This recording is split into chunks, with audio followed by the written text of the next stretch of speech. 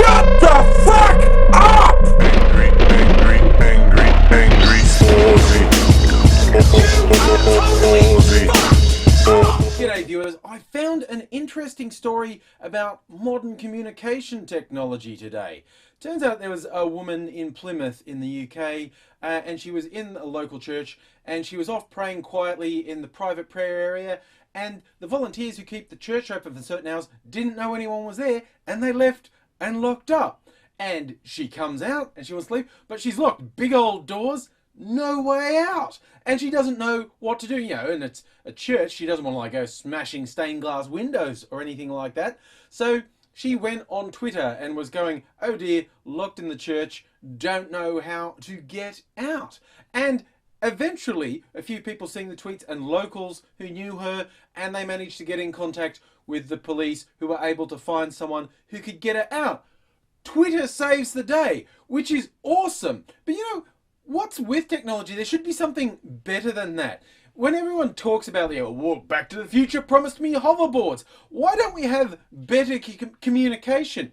Why was she forced to resort to using Twitter? Why don't we have something like Twitter, a device like she's on her little mobile device using Twitter? Why don't we have something like that that lets you communicate people by talking to them rather than having to use Twitter and hope someone sees it? You know, it's a real weak point in technology. It's called a telephone, a mobile phone, a cell phone. She was on a phone tweeting to get help.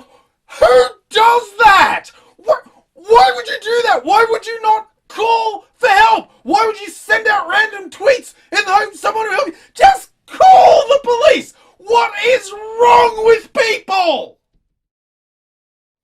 Quick disclaimer, the woman did actually try calling a couple of people, couldn't get through to anyone appropriate. She's not a moron. It was just too much fun to go with a story someone rescued by tweeting on their phone.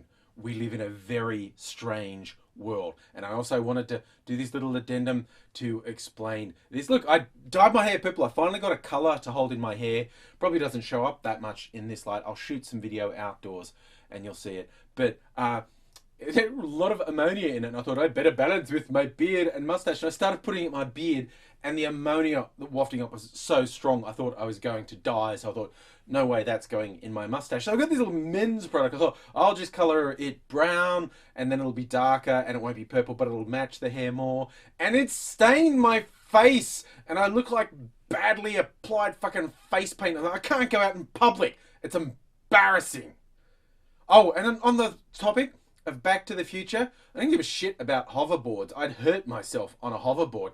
But in Back to the Future too, every room had a fax machine talking about communication technology. Why am I forced to subsist on primitive voice using like a caveman? Cavemen had voices. Where is my elegant paper-based fax machine in every room in the house? Science, you failed me again.